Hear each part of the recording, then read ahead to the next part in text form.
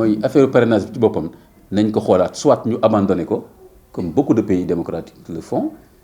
donte woon sax man nag ànd naa ci ne waruñu yombal laaj pal moo xam maire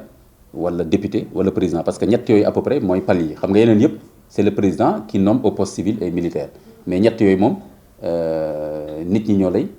élire ginnaaw yàlla donte woon pour man warta yomb donc war nañ trouver nu ñu koy defee ba nga xam ni du ku mu neex nga wut say nit wut sa xaalis ñu war a mën a nekk suñu maire wala suñu député wala nekk président day bëri ay manipulation yu ci mën a aju moo tax man fan yi maa ngi doon réfléchir d'ailleurs ci ay critères par exemple pour man koo xam ni da nga bëgg a nekk député wala maire wala président mais jàpp naa ni bokk na ci critères yi ñu war a tegal mooy d'abord nationalité unique sénégalaise ah oui réewu Sénégal nga war a lijjanti waaw nationalité unique sénégalaise beneen bi mooy comme politique nga koy jaaree war nga prouver que ni yaa ngi def ay activités politiques au moins pendant 1 an def nga congrès def nga activité terrain mais xoolal sama genre yi nii à 2 mois des élections nit ñëw créer parti wala coalition dem wuti ji législative wala mairie wala sax président pour man day yomb bu fekkee politique daf ko yitteel dëgg war na am déjà ay activités politiques au moins pendant 1 an ñu xam ne réew mi yitteel na ko mi ngi wax ci affaire politique di def ay meeting di bind ay documents naan Sénégal lii laa ci bëgg et cetera bu dee maire bi tamit muy wax mairie bi lii laa ci bëgg et cetera mais juste à quelques semaines nga dajaloo ak ay nit rek diaspora bi yëpp ñu yónnee la ay millions naan nañ yónnee ay oto pour nga nekk maire wala pour nga nekk député wala nga nekk président ça peut être très dangereux pour un pays gis nga même ay États-Unis les grands électeurs affaire bi kon laaj na ñàkk donc il faut ñu trouver équilibre entre àq yellee fu ku nekk ci am sa parti politique ci compétition politique ak tamit ñu sécuriser réew mi aussi ba ñi nga xam ne ñooy nekk en compétition moo am tamit ay critères yuy tax ñu sécuriser poste électif yooyu ñu rassurer ñu tamit ci ñi ci war a jot loolu man c'est important li nga wax tamit sur le plan tam technique affaire cuune ñu bàyyi ko fichier électoral bi ay milliards lañ ciy def chaque élection dugg na fi jaar na fii war nañ ko defee façon boo xam ni warul am ay dañu amoon confusion fii loolu c'est pas normal kooku la ci wax beneen bi aussi mooy man li ma gënal te loolu moo jaadu ci démocratie gis nga démocratie dëgg dañu war a fexe ba compétition bi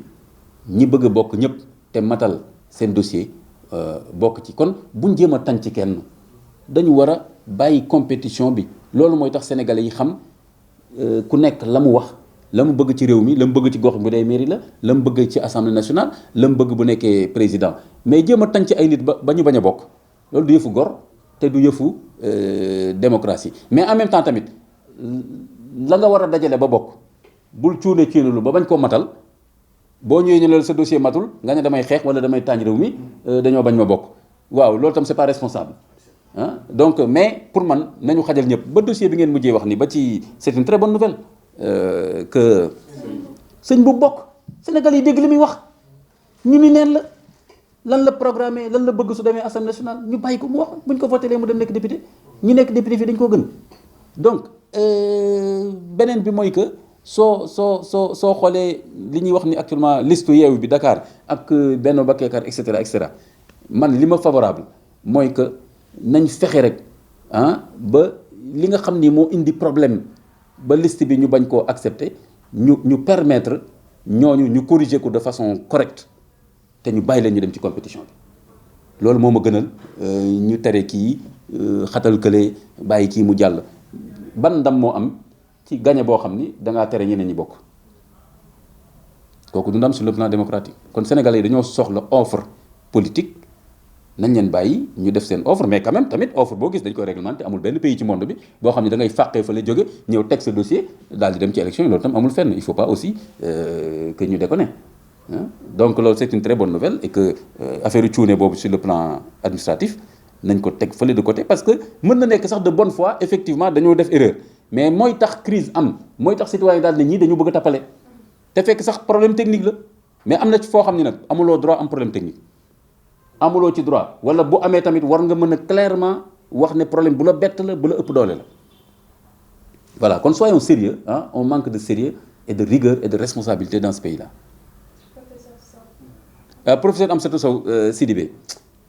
li may mujjee ci mooy lii lu fi jar dem ay tribunal man loolu mooy sama xalaat déjà c'est vrai que nag nit ki bu frustré mënoo wax à sa place mën nañu Imam Kanté non bu fekkoon noonu lañ ko def mais je me dis que déjà Pape Djibi Fall xale la buy doog a dugg ci affaire politique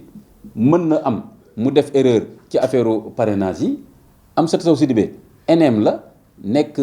nit ku respectable ci réew mi nekk prof de droit yàgg ci langue politique bi man yaakaar naa ne Pape Djibi Fall bu fekkee am nag moom malentendu bu doon man damay jàpp ne Pape Djibi Fall dafa def erreur d'appréciation wala équipe am ñoo gérer parrainage yi bañ cee déggoog moom comme moom nee na daf ko jox parrainage ba pare mu jël ko def leneen pour man noonu laa koy considérer comme magam la ne ko rek attention lii erreur la beneen yoon bu mu la dal nañ waxtaan ba seet nag léegi et cetera surtout que Pape Djibi Fall li mu wax te moom weddiwu ko mooy professeur Amsatou Sidibé moo ñëw ci moom c'est important comme moom moo yaakaar dara ci xale bi te njëkk ko ci politique ba ñëw ci moom kon tamit na ko muñal su defee erreur mais weejante bi nii ak dem tribunal sur le plan pratique politique yaakaaruma ni lu rafet la et que moo gën